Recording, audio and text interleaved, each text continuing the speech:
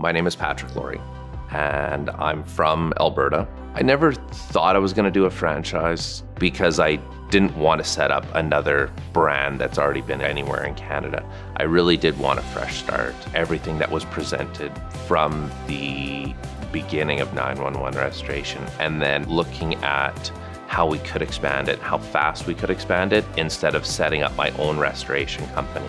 So this is where the multiple calls, seeing what 911 headquarters would bring to Canada and seeing how it would make us better is something where that was key as well.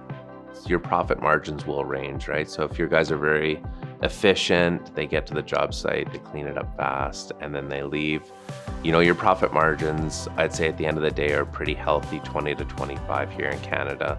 And then if you have all your equipment paid for, it will increase your profit margins. At the end of the day, we are a services-based company with a rental side. Having that rental rate for our fans, dehumidifiers, scrubbers, our mobile water extraction vans, we do make additional revenue based on having the equipment in-house and ready to go. As a newer 911 franchise, we purchased all of our equipment outright, so we didn't have any sort of overhead tied to it. From our full emergency to our rebuild, we've seen as high as 50% profit. So a typical business job where, we go in and sometimes, the toilet overflows, sometimes there's an issue with the toilet, sometimes there's a sprinkler, sometimes a water line goes.